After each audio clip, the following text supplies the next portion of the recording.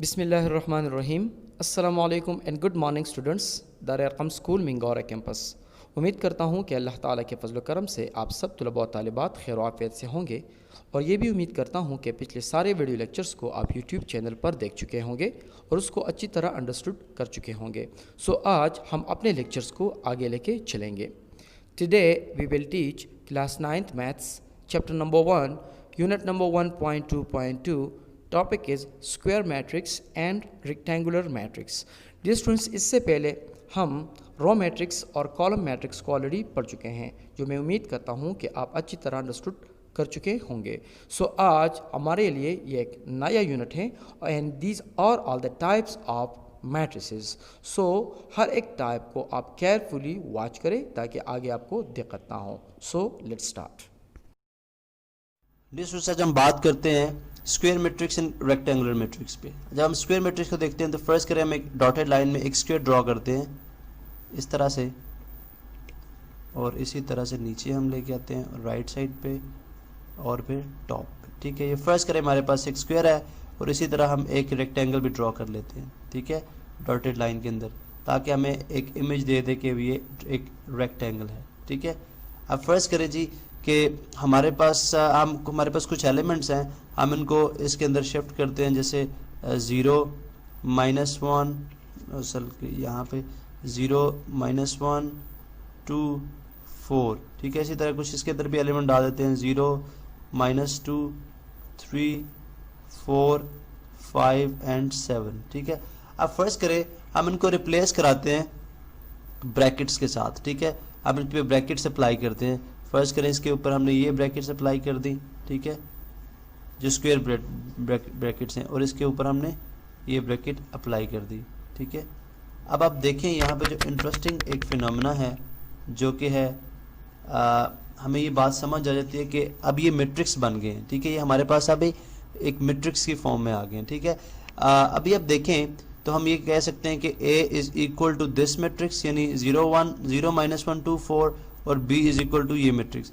अब यहाँ पे जो इम्पोर्टेंट बात है तो वो ये है कि अगर हम इस स्क्वायर को, इस जो स्क्वायर था जिसके अंदर हमने एलिमेंट डाले हैं, इसके अगर हम ऑर्डर देखें तो ऑर्डर बनता है हमारे पास 2/2, यानी 2 रोज और 2 कॉलम्स। ठीक है, इसी तरह जो रेक्टेंगल बनती है, इसके अंदर आपको पता है 2 रोज नजर आ रही है हमें और 3 कॉलम्स है, तो इसका ऑर्डर क्या होगा 2/3, नॉट 2/3। ठीक है, अब आप देखें कि इस मैट्रिक्स के अंदर अगर हम रोज को, कॉलम्स को काउंट करना शुरू करते हैं 1 2 एंड 3। ठीक है, और इसी तरह अगर हम यहाँ से 1 2, और इसी तरह कॉलम भी इसके हमारे पास 2 हैं। ठीक है, तो अब देखें कि हमारे पास 2 रोज 2 कॉलम्स इसके अंदर हैं और इसके अंदर 2 रोज और 3 कॉलम्स है, तो हमें मालूम हुआ कि हम इसको हम स्क्वायर मैट्रिक्स कह रहे हैं। ठीक है, चूंकि स्क्वायर के अंदर डालने से एलिमेंट्स बना है तो ये हमारे पास आ गया स्क्वायर मैट्रिक्स। ठीक है, जबकि दूसरी तरफ ये हमारे पास क्या है, रेक्टेंगुलर मैट्रिक्स। अब आप देखें कि एक जो इम्पोर्टेंट फैक्ट है, अगर मैं m को यहाँ पे रिप्लेस कर दूं, जो 2 है, 2 को रिप्लेस कर दूं m के साथ, यानी नंबर ऑफ रोज, और ये जो 2 है इसको रिप्लेस कर दूं n नंबर ऑफ कॉलम्स। ठीक है, और इसी तरह यहाँ पे जो है 2, इसको मैं नंबर ऑफ रोज m और नंबर ऑफ कॉलम्स n, तो आप देखें कि m/n जो ऑर्डर यहाँ पे बन रहा है, ठीक है, उसके अंदर एक इम्पॉर्टेंट बात ये है कि जितनी रोज हैं उतने ही कॉलम्स हैं। ठीक है, यहाँ पे आप देखें कि हमारे पास जितनी रोज हैं और उतने ही कॉलम्स हैं। ठीक है, तो मालूम हुआ कि स्क्वायर मैट्रिक्स की डेफिनेशन हम यहाँ से ड्राइव इस तरह से कर सकते हैं कि एक ऐसा मैट्रिक्स जिसके अंदर नंबर ऑफ रोज और नंबर ऑफ कॉलम्स आपस में बराबर होंगे, वो हमारा कहलाएगा स्क्वायर मैट्रिक्स। और इसी तरह इसके अंदर जो इंपॉर्टेंट बात है वो ये है कि नंबर ऑफ रोज और नंबर ऑफ कॉलम्स जो है वो बराबर नहीं है। ठीक है, नंबर ऑफ रोज और नंबर ऑफ कॉलम्स बराबर नहीं है, तो यहाँ से मालूम हुआ कि ऐसा मैट्रिक्स जिसके अंदर नंबर ऑफ रोज और नंबर ऑफ कॉलम्स आपस में बराबर नहीं होंगे, वो क्या कहलाएगा,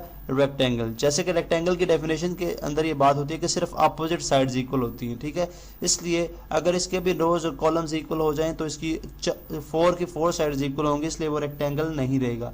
इसलिए हम बोलते हैं कि इसके अंदर नंबर ऑफ रोज और नंबर ऑफ कॉलम्स का बराबर ना होना कंडीशन है, और इसके अंदर नंबर ऑफ कॉलम्स और नंबर ऑफ रोज का बराबर होना कंडीशन है। तो ये आज हमने देखा कि स्क्वायर मैट्रिक्स और कॉलम मैट्रिक्स हमारे पास किस तरह से डिफाइन की। अच्छा, तो स्टूडेंट्स अब आते हैं असाइनमेंट की तरफ कि आपको करना क्या है। इस वीडियो लेक्चर में हमने स्क्वायर मैट्रिक्स और रेक्टेंगुलर मैट्रिक्स को अंडरस्टूड किया। तो आपको करना यह है कि आपने कोई से भी 3 एग्जाम्पल स्क्वायर मैट्रिक्स के हवाले से लिखने हैं और कोई से भी 3 अब मैट्रिसेस आपने रेक्टेंगुलर लिखने हैं और उसको मेरे साथ शेयर करना है ताकि पता चले कि आप इस वीडियो लेक्चर को कितना अंडरस्टूड कर चुके हैं। So wish you best of luck. Thank you very much.